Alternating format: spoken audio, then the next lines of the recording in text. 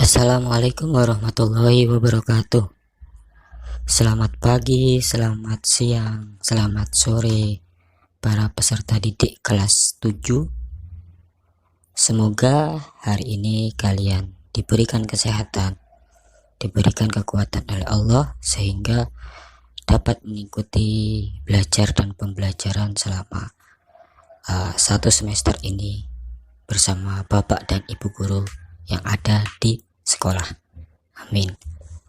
Pada pertemuan yang kedua ini kita akan membahas tentang bab, yakni kusandarkan aktivitasku hanya kepada Allah Subhanahu wa ta'ala.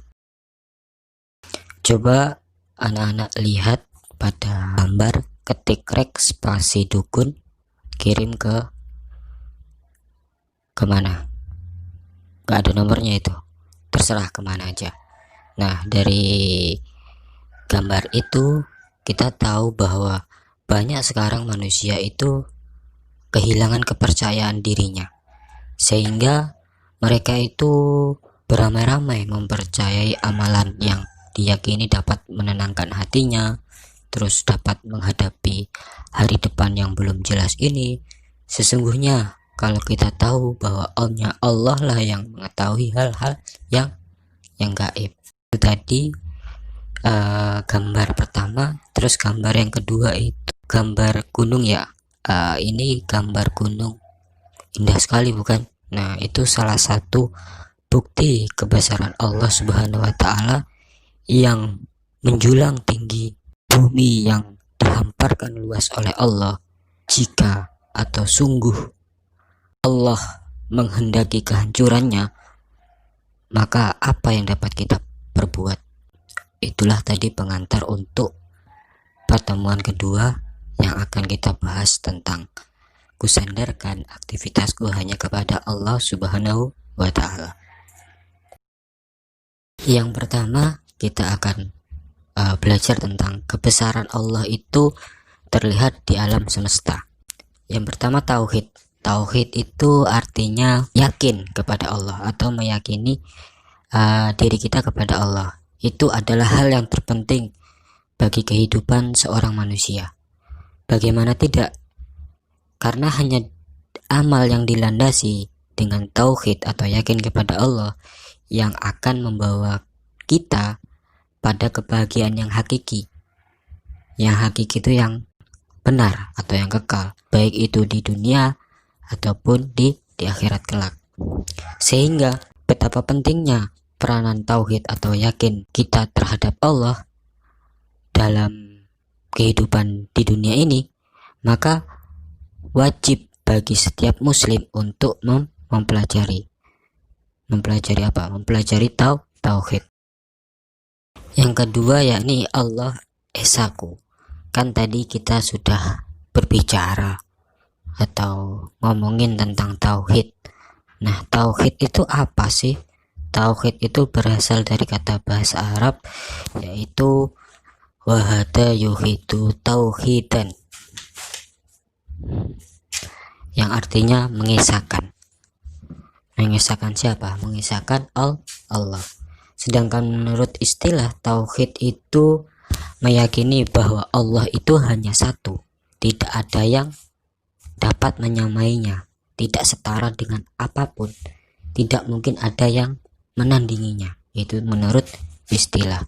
Jadi tauhid itu adalah pemurnian ibadah kita kepada Allah. Maksudnya gimana? Maksudnya yaitu diri kita menghambakan hanya kepada Allah secara murni, dan konsekuensinya dengan selalu mentaati segala perintahnya dan menjauhi segala larangannya dengan penuh rasa rendah hati, rendah diri, terus cinta dan harap dan takut hanya kepada Allah. Adapun lawan dari tauhid adalah syirik, di mana syirik ini merupakan perbuatan yang menyekutukan Allah dengan sesuatu yang lain. Sebenarnya manusia itu diciptakan oleh Allah, dan sesungguhnya misi dari rasul-rasul sebelum Nabi Muhammad, dan Nabi Muhammad adalah untuk menegakkan tauhid atau mengesahkan Allah, mulai dari Rasul pertama, terus Rasul terakhir. Rasul terakhir itu Rasulullah Shallallahu Alaihi Wasallam. Ya, tadi kan kita sudah belajar tentang apa sih tauhid, pengertian secara bahasa ataupun secara istilah. Sekarang kita akan belajar tentang isi kandungan surat Al-Fatihah. Anak-anak sudah hafal kan surat Al-Fatihah? Kalau belum hafal, nanti belajar dihafalkan ya. Mari kita belajar bersama-sama. Kalian bisa ikuti dari rumah. Bismillahirrahmanirrahim. Alhamdulillahi Rabbil Alamin, Ar-Rahmanir-Rahim, Maliki Yaumiddin, Iyyaka na'budu wa iyyaka nasta'in, Ihdinas Shiratal Mustaqim, Shiratal ladzina an'amta 'alaihim ghairil maghdubi 'alaihim waladdallin. Ya, tadi kita sudah bersama-sama membaca atau melafalkan surat Al-Fatihah dari ayat 1 sampai 7 ya. Sekarang mari kita bersama-sama belajar mengenai penjelasan dari surat Al-Fatihah itu sendiri. Al-Fatihah itu biasanya disebut sebagai Ummul Quran atau induknya Al-Quran. Mengapa demikian? Karena isi kandungan ketujuh ayat dari surat Al-Fatihah itu merupakan intisari dari Al-Quran, sebagaimana yang dinyatakan atau dikutip oleh Mufassir Quraisy Shihab dalam tafsirnya, bahwa Abu Hasan Al-Harari itu menjelaskan bahwa Al-Fatihah itu adalah induknya Al-Quran. Karena apa? Karena ayat-ayat Al-Quran itu seluruhnya terperinci melalui surat-surat Al-Fatihah. Nah, 3 ayat pertama dalam surat Al-Fatihah itu mencakup makna-makna yang dikandung oleh Asmaul Husna dan sifatiyah Allah atau asma dan sifatnya Allah. Yang pertama, ayat pertama itu menjelaskan bahwa Allah itu telah mencurahkan segenap kasih sayangnya kepada kita. Terus yang kedua, dialah atau Allah lah sang penguasa alam. Hendaknya kita harus mengakui dan meyakini dan tidak lupa memuji kebesarannya yang telah menciptakan kita semua. Terus yang ketiga, ayat yang ketiga itu menjelaskan bahwa dialah sang maha pengasih dan maha penyayang yang menciptakan dan mengatur alam dunia ini untuk kita. Itu tadi tafsir 3 ayat yang pertama. Yang ayat keempat ini menjelaskan tentang menguasai hari pembalasan, atau lafadznya itu Maliki Yaumiddin. Ini memiliki 2 makna. Yang pertama itu bahwa hanya Allah lah yang menentukan, dan hanya Allah lah pula satu-satunya yang mengetahui kapan tibanya hari itu. Jadi tidak ada satupun makhluk termasuk malaikat dan kita sebagai manusia yang mengetahui hal tersebut. Hal tersebut itu apa? Hal tentang hari pembalasan. Terus yang kedua, Allah lah yang menguasai segala sesuatu yang terjadi dan apapun yang terdapat ketika itu. Maka sikap kita tidak boleh sekali-kali menentang perintah dan larangannya Allah. Sebab kita sebagai makhluk tidak tahu kapan kita akan dibalas oleh Allah, karena hanya Allah lah yang menguasai hari pembalasan. Adapun ayat yang kelima ini menjelaskan tentang bahwa hanya Allah lah sang penghubung antara makhluk dengan penciptanya. Adapun menurut Bapak Quraisy Shihab, dia adalah seorang pakar mufassir. Dalam tafsir Al-Misbahnya bahwasanya katanya kami mengandung beberapa pesan. Yang pertama, ciri khas ajaran Islam itu adalah kebersamaan. Jadi seorang muslim itu harus merasa bersama dengan orang lain, tidak sendirian. Itu yang pertama. Adapun yang kedua yakni ibadah hendaknya dilakukan bersama-sama, karena jika kita melakukannya bersama-sama atau berjamaah, orang lain yang bersama kita itu akan menutupi kekurangan kita. Itu tadi makna dari ayat yang kelima. Adapun makna dari ayat yang keenam adalah ihdinas syiratal mustaqim. Tunjukkanlah kami ke jalan yang lurus. Ini memiliki makna bahwa hanya Allah lah tempat kita berharap dan mengharapkan rahmatnya agar kita ini ditunjukkan kepada jalan yang benar. Itulah tadi penjelasan terkait surat Al-Fatihah. Adapun yang selanjutnya yakni tentang surat An-Nas. Ada yang sudah hafal surat An-Nas? Kalau belum hafal nanti dihafalin juga ya bersama surat Al-Fatihahnya. Mari kita bersama-sama membaca surat An-Nas. Bismillahirrahmanirrahim. Qul a'udzu birabbin nas, malikin nas, ilahin nas, min syarril waswasil khannas, alladzi yuwaswisu fi sudurin nas, minal jinnati wan nas. Adapun makna dari surat An-Nas, yang pertama itu surat An-Nas itu merupakan salah satu surat dengan sebutan Al-Muwazzitain, yakni surat yang mengandung pertolongan atau perlindungan. Maksudnya adalah bahwa kita selalu senantiasa memohon perlindungan hanya kepada Allah untuk dijauhkan dari iblis dan bala tentaranya, yakni setan manusia ataupun setan jin yang senantiasa mengintai hidup kita dengan tanpa putus asa dan berbagai cara. Terus selanjutnya menurut Imam Ibnu Katsir di dalam kitab tafsirnya, ketika membawakan penafsiran dari Sa'id bin Zubair dari Ibnu Abbas, ia mengatakan bahwa setan itu bercokol di dalam hati manusia. Nah, apabila kita itu lalai atau lupa, maka setan itu akan menghembuskan was-was di dalam hati kita. Was-was itu seperti mamang. Mamang itu ragu-ragu. Nah, ketika kita mengingat Allah, maka setan-setan itu akan lari dari diri kita, karena kita mengingat Allah. Nah, maka dari itu ajaran tauhid dari surat An-Nas ini menyuruh kita agar senantiasa menyembah dan mengabdikan diri kita ini hanya kepada Allah. Sebab kita adalah makhluk yang memiliki rasa ketidakberdayaan dan harus menyandarkan segala aktivitas kita hanya kepada Allah.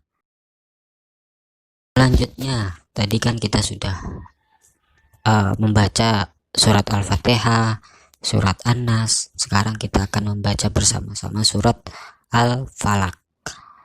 Ini juga wajib untuk dihafalkan ya. Mari kita membaca bersama-sama. Bismillahirrahmanirrahim.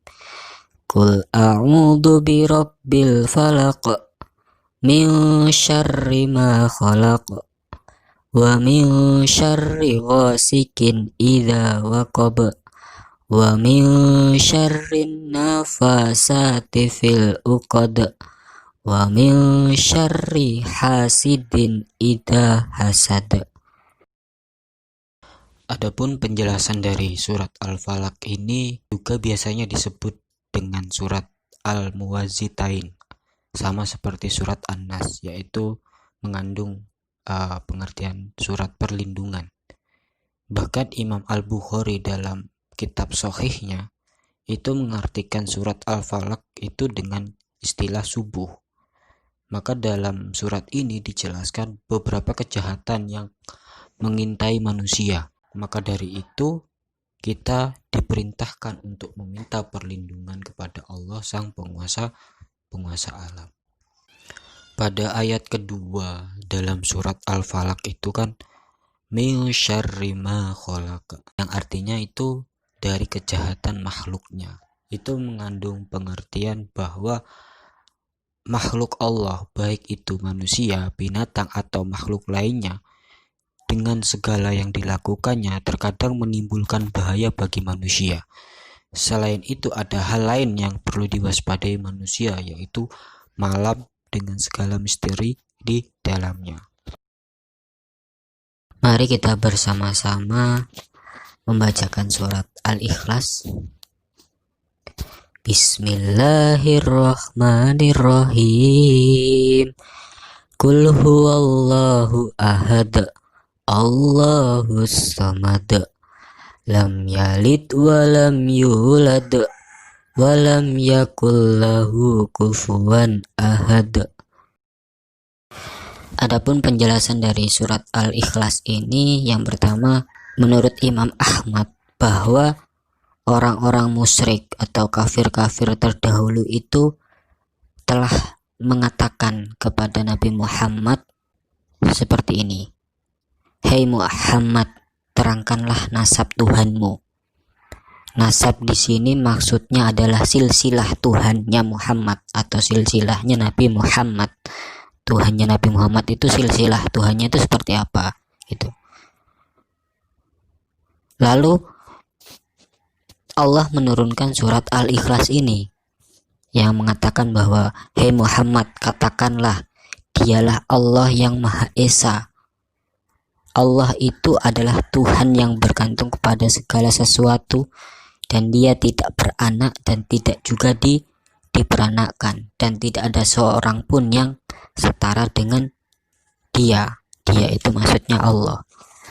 Pada ayat yang pertama itu kan lafadznya kan adalah Qul huwallahu ahad, yang artinya katakanlah dialah Allah yang Esa.